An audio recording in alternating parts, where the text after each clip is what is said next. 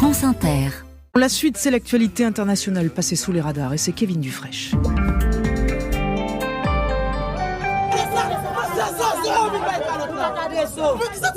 Et Kevin, nous sommes d'abord à Haïti avec un nouvel épisode révélateur de la violence inouïe qui touche le pays. Oui, ça s'est passé samedi à Port-au-Prince, la capitale. À l'appel de leur pasteur, les membres d'une communauté évangélique organisent une manifestation pour dénoncer l'emprise d'un gang sur leur quartier.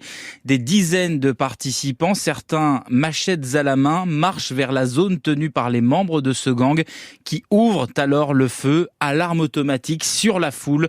Difficile d'avoir un bilan précis. Médias locaux et ONG parlent d'au moins une dizaine de morts.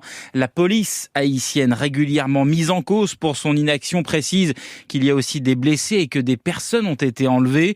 La police qui affirme également avoir mis en place des périmètres de sécurité pour empêcher les manifestants de se mettre en danger, mais ils les auraient contournés.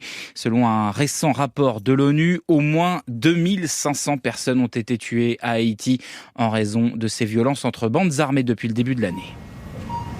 Et nous voici maintenant, Kevin, dans un bloc opératoire en Australie où une femme a été sauvée d'un ver. Ah oui, alors attention, éloignez-vous de la radio si vous êtes sensible à ce genre de nouvelles.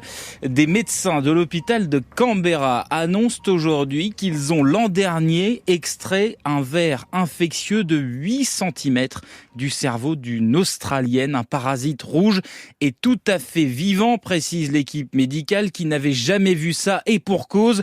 Ophidascaris robertsis et son petit nom scientifique n'avaient été jusqu'ici identifiés que chez des pitons et des kangourous. La patiente a vécu avec durant plusieurs semaines.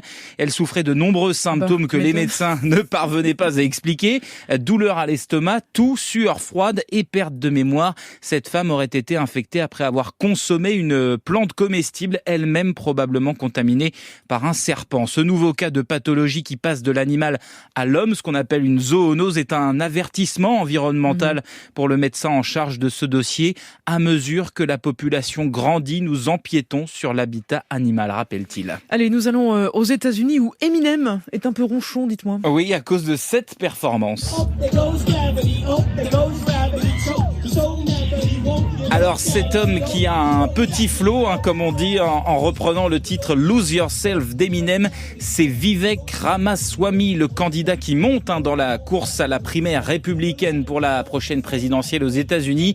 Petit show musical lors d'un meeting dans l'Iowa, c'était mi-août. La vidéo a fait le tour des réseaux sociaux, mais ça n'a pas plu au rappeur. Sa maison de disques BMI a écrit au candidat pour lui demander de ne plus chanter ses titres. Toute utilisation d'œuvres d'Eminem par la campagne Vivek 2024 sera considérée comme une violation des droits de ses droits d'auteur, écrit sèchement BMI. Le mieux, Fabienne, c'est encore d'écouter l'original. Il a un petit flow lui aussi. Un petit peu. Kevin, merci beaucoup. Vous revenez demain.